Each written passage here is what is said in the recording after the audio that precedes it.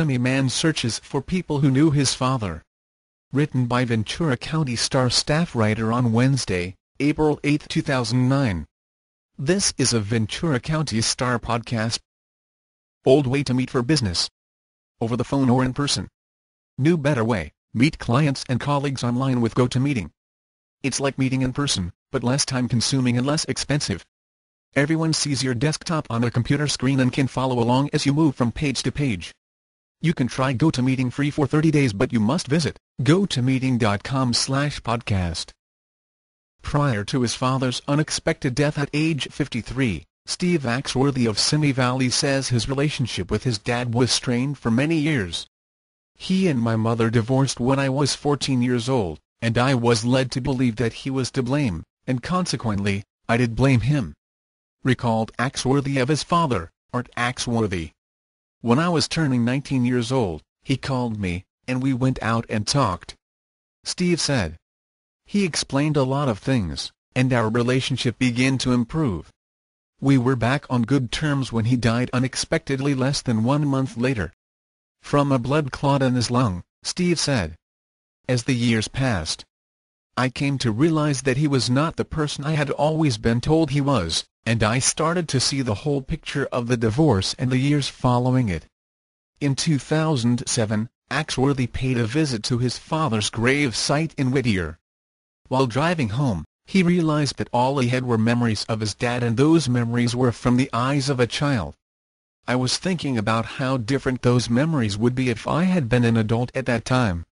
Axworthy said. I started thinking about how I feel like a lot of my beliefs and values I learned from my father, and that I would love to know more of what he was really like from people who knew him as a child, adolescent and adult, people who knew him as a student, friend and worker, not just a father. Mired in guilt from pushing his father away all those years, Axworthy wanted to pay tribute to his dad. So he created 2 websites, http://www.tributetommyfather.com and http://www.artaxworthy.com that chronicle Art Axworthy's life in Simi Valley and beyond, so that others can learn who he was. And so I can learn more about him, also. Both sites invite the community to contribute to his story. Even a brief anecdote adds another page to the story of his life. Axworthy said. I think by having a way for people who knew him to communicate their stories to others, that in a way will give back to the entire community.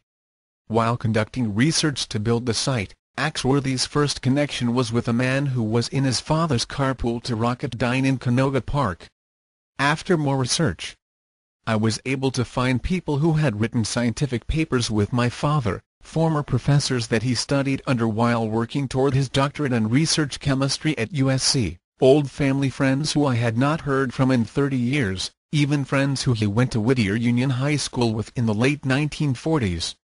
He also discovered his father had avid interests in the early development of Simi Valley as a member of the neighborhood council. He was a supporter of the various sign ordinances that has kept Simi from being covered in billboards and huge store signs. Axworthy said. He wrote numerous letters that were published on various topics to the editor of the Simi Valley Enterprise when it was the only Simi newspaper. While Art Axworthy may not be directly responsible for molding Simi Valley into the city it is today, he certainly did have a hand in helping those who did. His son said. Looking back, he is amazed at how many people he has been able to contact through his own personal searches, as well as through contact information that others have provided.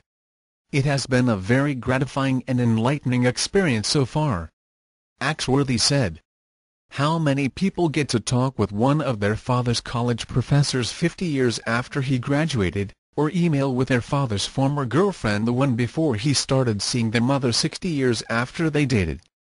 Because of Art Axworthy's passion for his community, his son believes there are many stories out there that have yet to be told.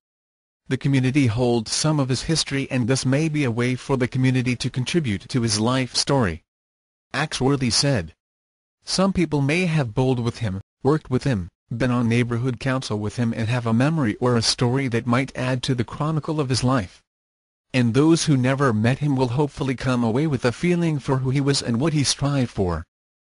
This has been a Ventura County Star podcast.